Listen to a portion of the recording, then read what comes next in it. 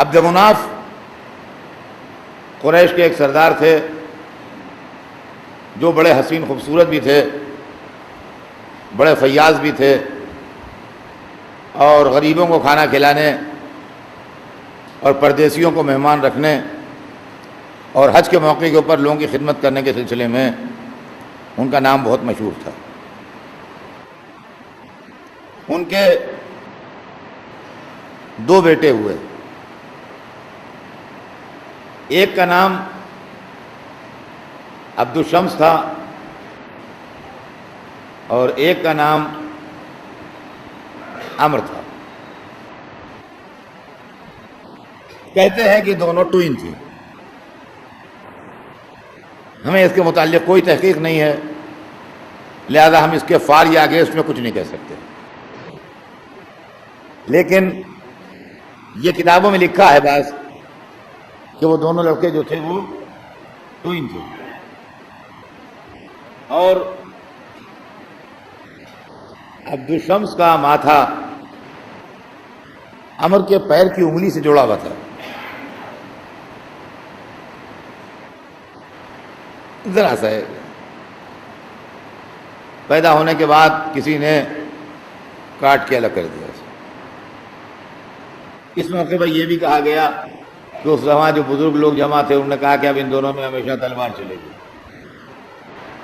یہ واقعہ صحیح ہے یا غلط ہے مجھے نہیں معلوم، آئی ایم ناٹ شیور، لیکن جو کتابوں میں لکھا ہے وہ یہ۔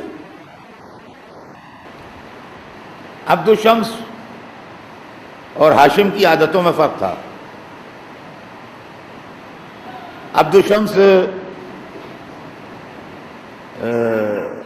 خود پسند قسم کے آدمی تھے، وہ آدمی جو صرف اپنے فائدے کی بات سوچتے ہیں اور اپنا بنتا بگڑتا دیکھتے ہیں، اپنا نفع نقصان دیکھتے ہیں، اپنا دھندا، اپنا کاروبار، اپنی دکان، اپنا معاملہ، ہمیں اس میں کیا ملنے والا، ہمیں اس میں کیا ہو۔ اور ایک گروہ آدمیوں کا وہ ہوتا ہے جو دوسروں کی مدد کے لیے آگے بڑھتا ہے کہ یہ آدمی پریشان ہے، اس کی ہیلپ کیسے کی جائے، اس کے بعد نوکری نہیں ہے، اس کو نوکری کیسے دلائی جائے، اس کا کاروبار خراب ہوا جا رہا ہے، اس کو کیسے سہارا دیا جائے۔ تو آج بھی سماج میں دو طرح کے آدمی ہوتے ہیں، برابر ہمیں ملتے ہیں زندگی میں۔ ایک وہ ہوتے ہیں جو صرف اپنا اپنا معاملہ دیکھتے ہیں، اور ایک وہ ہوتے ہیں کہ جو دوسرے کی مدد کرنے کے لیے آگے بڑھتے ہیں۔ دونوں بھائیوں کے مزاج میں فرق تھا۔ عبد الشمس اس طرح کے لوگوں میں تھے جو اپنا معاملہ ٹھیک رکھتے تھے، اور عمر ان لوگوں میں تھے جو دوسروں کی مدد کرتے تھے اور دوسروں کے مسائل اور دوسروں کے مشکلات اور دوسروں کے پرابلم تھے۔ جب یہ دونوں بڑے ہوئے اور جوان ہوئے تو عمر کے اس کیریکٹر کی وجہ سے باپ کی وراثت عمر کے حصے میں آئی۔ دونوں بھائیوں میں باپ کی جو وراثت تھی، وہ باپ کی نیابت جو تھی، وہ عمر کے حصے میں آئی، اور لوگوں نے عمر کو اپنا لیڈر چنا اور مکے کا سردار بنایا۔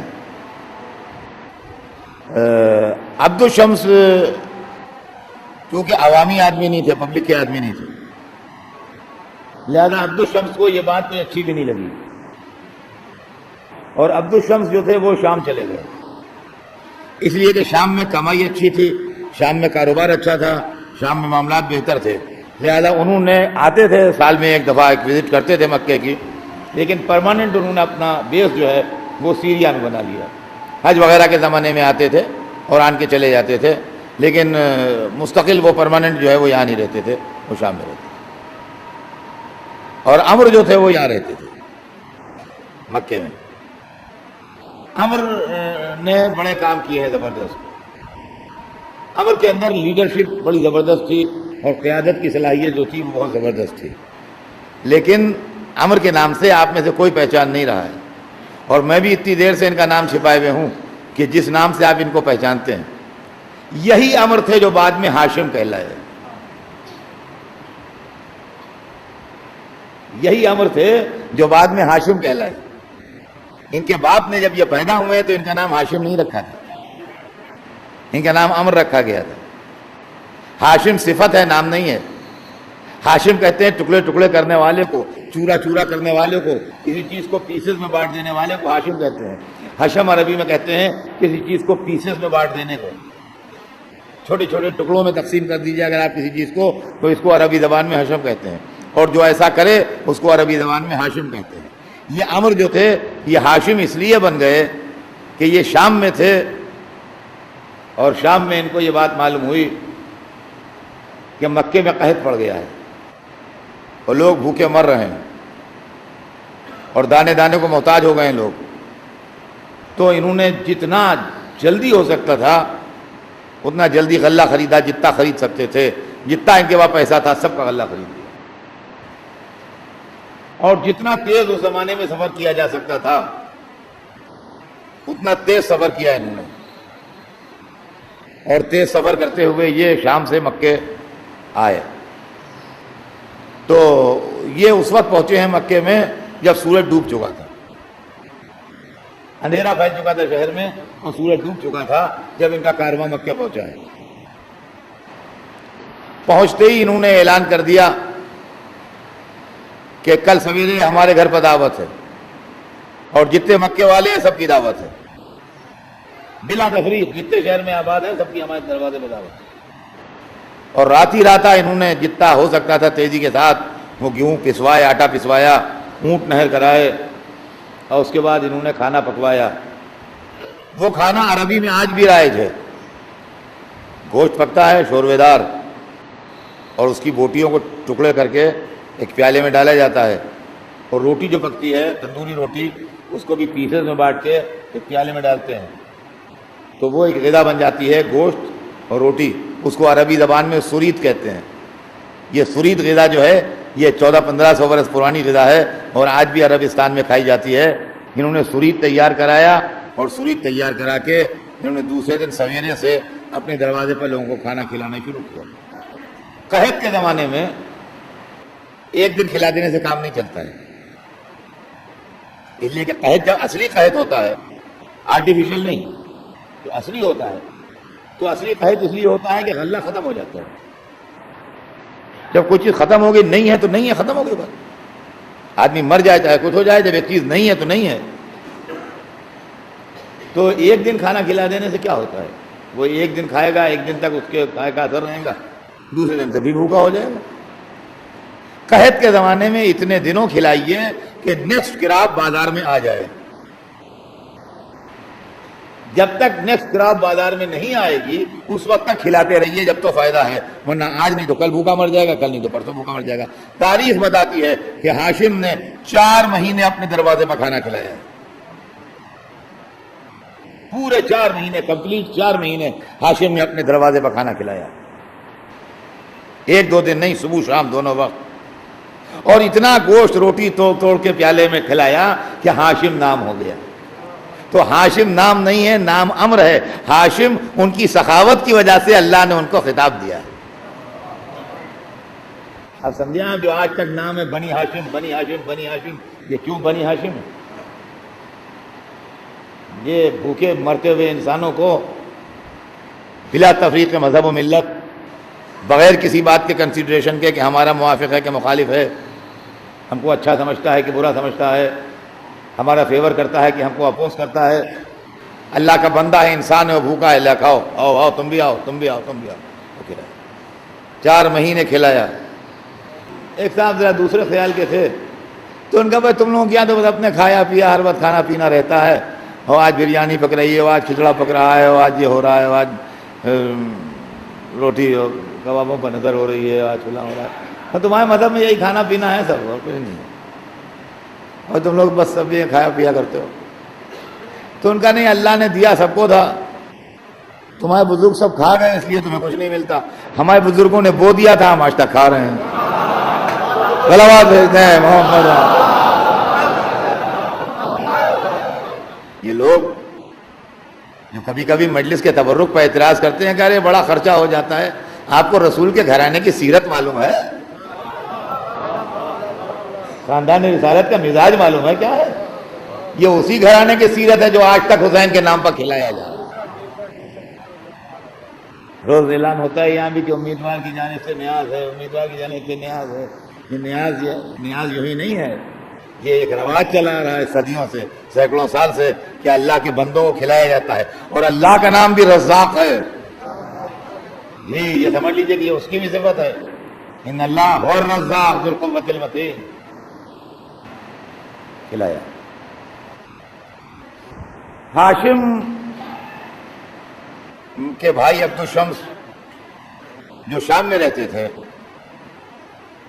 ان کے کوئی اولاد نہیں تھی، وہ لاولد تھے. انہوں نے ایک غلام خریدا تھا جس نے ان کی بہت خدمت کی اور ان کے پاس رہا. عبد الشمس کا انتقال زیادہ ایج میں نہیں ہوا. عبد الشمس 30 اور 40 برس کی ایج کے درمیان انتقال کر گئے. بٹوین 30-40 ان کی ایج تھی جب ان کا انتقال ہو گیا. اور ان کا ایک غلام تھا، اولاد تھی نہیں ان کے. ان کا ایک غلام تھا جس کو انہوں نے پال لیا تھا. اور اسلام آنے سے پہلے عرب میں یہ رواج تھا کہ اگر کسی کو بیٹا بنا کے پال لیتے تھے تو اڈاپشن جو ہے وہ اسلام میں منع کیا ہے. اور سوسائٹی میں عبد الشمس کا بیٹا کہلایا. سوسائٹی میں عبد الشمس کا بیٹا کہلایا. اور اس آدمی کا نام امیہ تھا. یہ آدمی جس کو عبد الشمس نے پالا تھا یہ اصلاً بیٹا نہیں تھا، غلام تھا. اس کا نام امیہ تھا، جس کی نسل سے بنی امیہ ہیں.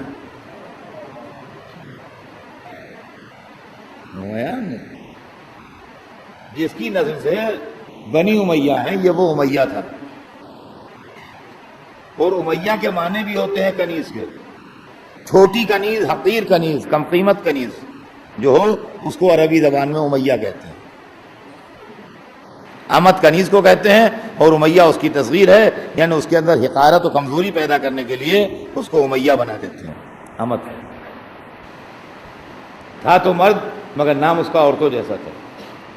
امیہ جو ہے یہ لیڈیز نام ہے، جینٹس کا نام نہیں. عربی جو جانتے ہیں وہ جانتے ہیں.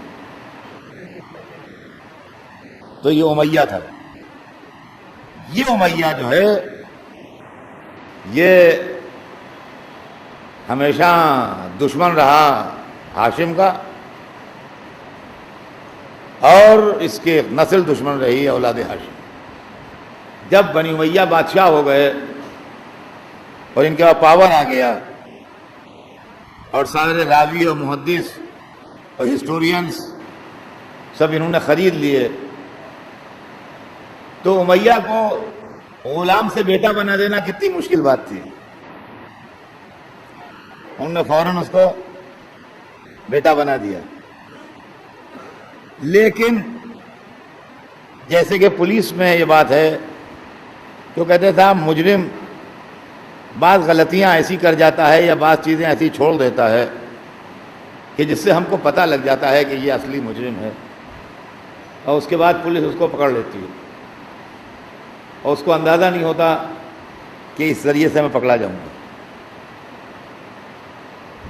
3 موقع ہیں تاریخ کے اندر جب اولاد ہاشم نے اولاد امیہ کو غلام زادہ کہا ہے. 3 موقع ہیں جب اولاد ہاشم نے اولاد امیہ کو غلام زادہ کہا ہے. دیکھیے ایک بات میں آپ سے بتا دوں، اگر عزیزوں میں لڑائی ہوتی ہے تو گولی مار سکتے ہیں غصے میں، مگر خاندان حسب نسب کو ایک دوسرے کے برا نہیں کہہ سکتا ہے. یعنی ایک دادا کی اولاد میں اگر لڑائی ہو رہی ہے تو یہ تو ہو سکتا ہے کہ اتنے دشمنی ہو جائے کہ ایک دوسرے کا مرڈر کر دیں، مگر ایک کزن دوسرے کزن کو چور کی اولاد نہیں کہے گا. اس لیے کہ پھر اس کا مطلب کہ وہ بھی چور کی اولاد ہے.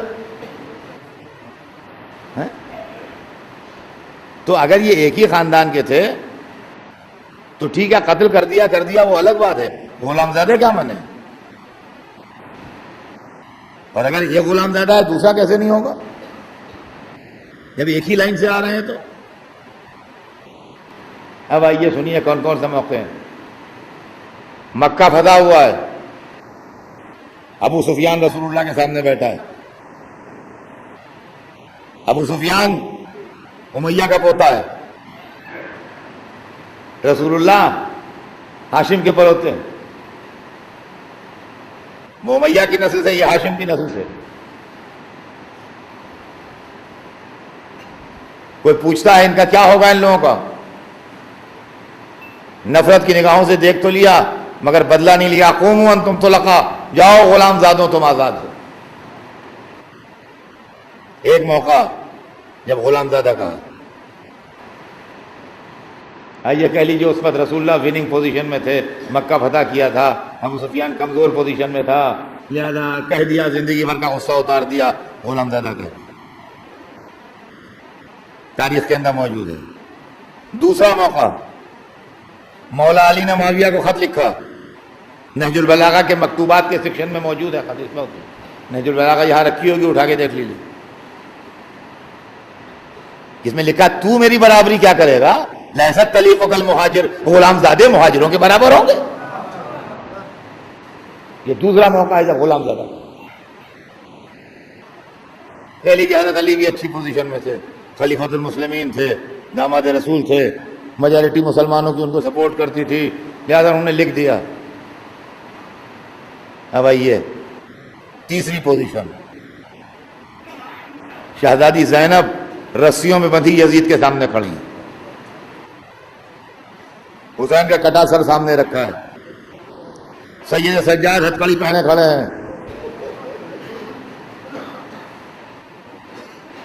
اب پوزیشن دیکھیے کس کی کیا ہے. اب پوزیشن دیکھیے کس کی کیا ہے. یزید فل فلیش بادشاہ بنا ہوا تخت حکومت میں بیٹھا ہے. زینب کبریٰ سربرہنہ ہاتھوں میں رسیاں بندھوائے دربار میں کھڑی ہیں. سامنے تشت طلا میں سر حسین رکھا ہے اور چوتھے امام لوہے میں جکڑے کھڑے ہیں. یزید اس منظر کو دیکھ کے خوش ہو رہا ہے، اپنے پرانے دل کے غبار نکالنا چاہتا ہے. اس نے کچھ غلط باتیں کہیں آل رسول کے لیے اور زینب سے مخاطب ہوئے کہا کہ یہی وہ حکومت تھی جس کے لیے تمہارے بھائی نے مجھ سے جھگڑا کیا. دیکھو خدا نے حکومت مجھے دی. بس جیسے ہی وہ دولت و طاقت کے نشے میں چور ہو کے یہ کہتا ہے تو ایک مرتبہ زینب سر اٹھاتی ہیں اور فرماتی ہیں سن او آزاد کردہ غلام کی اولاد. یہ تیسرا موقع ہے جب دربار شام میں شہزادی زینب نے آل امیہ کو غلام کی اولاد کہا. فرماتی ہیں سن او آزاد کردہ غلام کی اولاد، اور یہ نہ سمجھنا کہ میری جیسی خاتون تجھے جواب کے لائق سمجھتی ہے. یہ وقت کی بات ہے جو مجھے جواب دینا پڑ رہا ہے، ورنہ میری جیسی خواتین تیرے جیسوں کی باتوں کا جواب نہیں دیا کرتے، ہم نظر انداز کر دیتے ہیں. ایسی بات میرے بھائی نے کبھی تمنا حکومت نہ کی. رہ گیا تیرا یہ کہنا کہ اللہ نے حکومت تجھے دی تو اے یزید تجھے دھوکہ ہے، تو جس کو حکومت سمجھ رہا ہے وہ حکومت نہیں ہے بلکہ مہلت ہے. ہماری جانیں نثار ہو جائیں شہزادی زینب پر، جنہوں نے دنیا کو یہ بتا دیا کہ ظالم کو ہمیشہ مہلت ملتی ہے، اللہ والے کو ہمیشہ حکومت ملتی ہے. حسین کو حکومت ملی تھی، آج پھر حسین کی حکومت کا پرچم لہرا رہا ہے. آسمان پر محرم کا چاند ہو گیا، حسین ہمارے گھر میں مہمان آ گئے ہیں. سیدہ مجلسوں میں آنے پر تیار ہو گئی، عزاداری شروع ہو گئی. یا مولا یا عبداللہ الحسین، ہماری اس قلیل عزاداری کو قبول فرمائیے. آج یزید کا نام لینے والا کوئی نہیں، مگر گلی گلی کہیں عباس کا پرچم ہے، کہیں علی اکبر کی جوانی کا ماتم ہے، کہیں ننھے علی اصغر کا جھولا ہے، کہیں قاسم کی مہندی ہے.